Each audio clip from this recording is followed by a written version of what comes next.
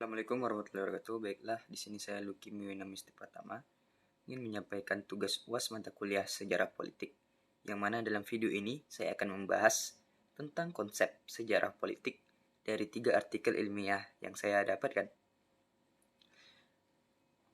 Baiklah, untuk artikel yang pertama, yakni saya membahas tentang memahami tentang beberapa konsep politik oleh Abdul Qadir Benambo dan Muhammad Ruslianto Puluhulua. Dalam artikel ini dibahas, yakni politik pada dasarnya merupakan suatu fenomena yang sangat berkaitan dengan manusia, yang pada kodratnya selalu hidup bermasyarakat. Manusia adalah makhluk sosial, makhluk yang dinamis dan berkembang serta selalu menyesuaikan keadaan, bahkan keadaan sekitarnya. Sebagai anggota masyarakat, seseorang atau kelompok tentu terikat oleh nilai-nilai dan aturan-aturan umum yang diakui dan dianut oleh masyarakat itu. Oleh karena itu, politik akan selalu menggejala, mewujudkan dirinya dalam rangka proses perkembangan manusia. Nah, ini sangat menarik sekali. Dengan keterkaitan hal ini, hal di atas, maka manusia inti utama dari realitas politik. Apapun alasannya, pengamatan atau analisa politik tidak dapat begitu saja meninggalkan manusia.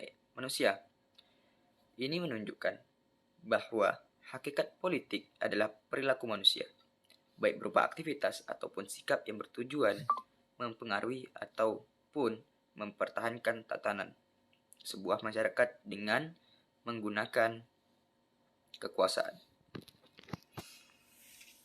Penyelenggaraan kekuasaan secara konstitusional adalah pencakup pembagian kekuasaan politik yang mencakup masalah, yakni sumber kekuasaan politik, proses legitimasi pemegang kekuasaan tertinggi, penyelenggaraan kekuasaan, fungsi-fungsi kekuasaan atau tugas ringan, dan tujuan politik yang mudah dicapai.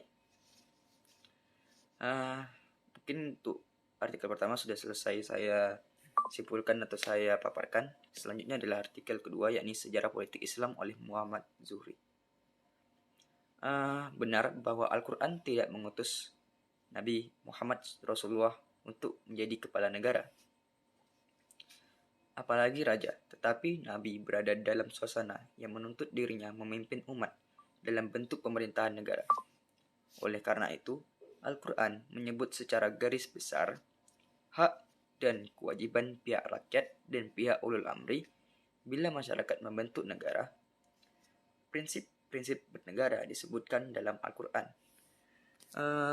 terkadang dalam bentuk kisah umat terdahulu ataupun kisah umat-umat yang lainnya, terkadang pula dalam bentuk dialog langsung, dan begitu globalnya prinsip-prinsip bernegara ini dalam risalah beliau, sehingga tidak ada pembicaraan tentang bentuk negara dan bentuk pemerintahan disesuaikan dengan perkembangan zaman dengan catatan tidak menyimpang dari puisi ilmu seperti keadilan, kerukunan,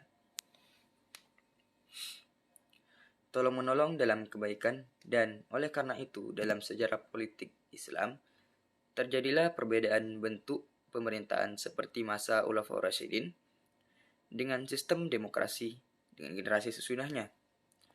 Dengan sistem ini, monarki, ketegangan dalam bernegara muncul, manakala tradisi yang sudah mapan mulai bergeser apalagi dengan prinsip-prinsip di atas diabaikan. Akhir dinasti Umayyah dapat disebut negara kesatuan, sedangkan era dinasti Abbasiyah hingga akhir Utsmaniyah disebut negara syarikat.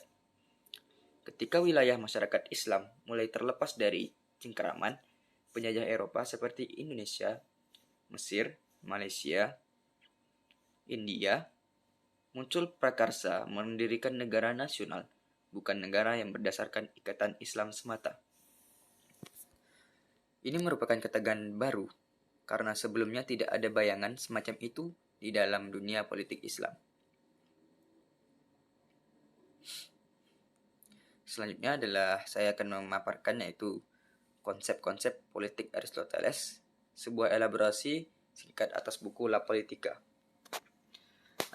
Dalam artikel ini, inti ajaran Aristoteles tentang politik yang bisa dipetik adalah hidup bersama orang lain dan bekerja sama merupakan hal yang sangat penting.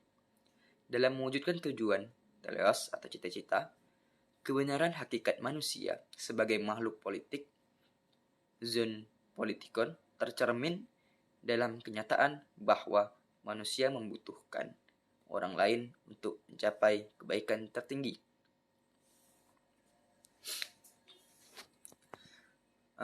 Untuk mencapai cita-cita besar ini, keberadaan orang lain dalam komunitas ataupun kelompok sangat penting, sehingga komunitas atau kelompok adalah bagian yang tidak terpisahkan dalam perjalanan kesuksesan seseorang. Nah, di sisi lain, kesadaran untuk berpartisipasi dalam sebuah komunitas sangat bergantung pada pemahaman seseorang akan makna atau nilai yang diperoleh dari keterlibatan dalam kegiatan berkomunitas.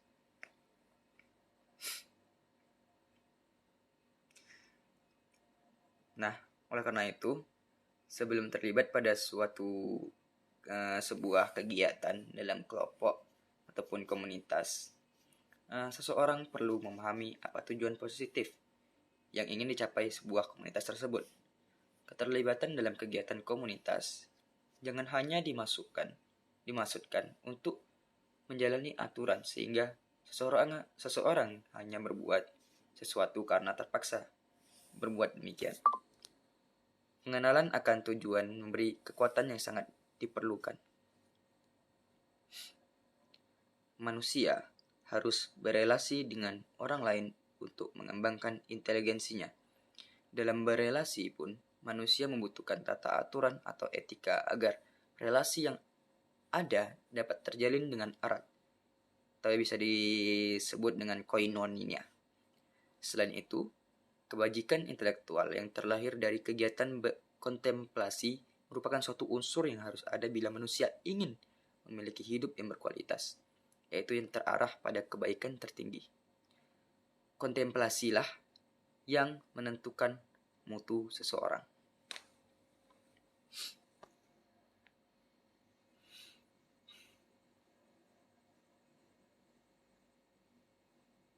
Mungkin hanya itu saja yang dapat saya paparkan dalam video